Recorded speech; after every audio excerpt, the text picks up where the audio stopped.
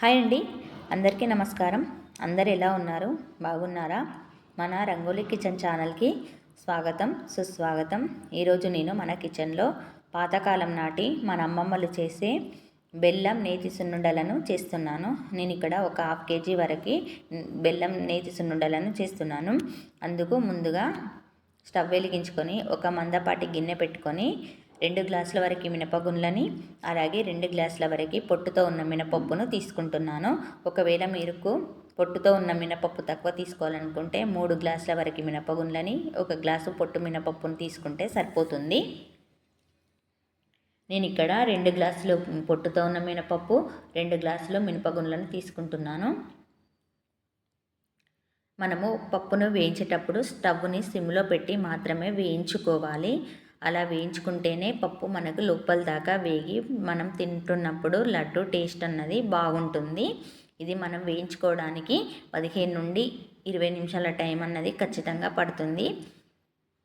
నా వీడియోలు కనుక మీకు నచ్చినట్లయితే నా ఛానల్ని తప్పకుండా సబ్స్క్రైబ్ చేసుకోండి. అలాగే లైక్ చేయండి, షేర్ చేయండి, కామెంట్ చేయండి.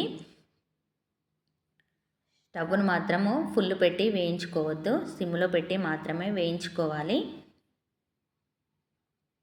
ఇలా మనం వేయించుకున్నప్పుడు మంచి అరోమా అన్నది వస్తుంది.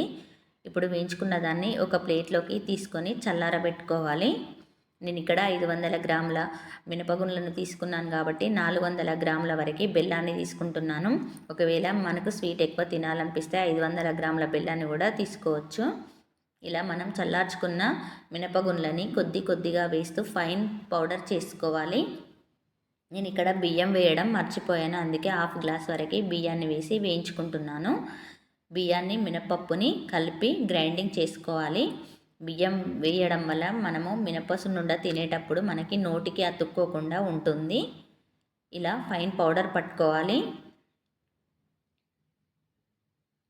చిన్న జార్లోనే వేసి మిక్సీ చేసుకోవడం వల్ల మనకి మంచిగా పౌడర్ అవుతుంది.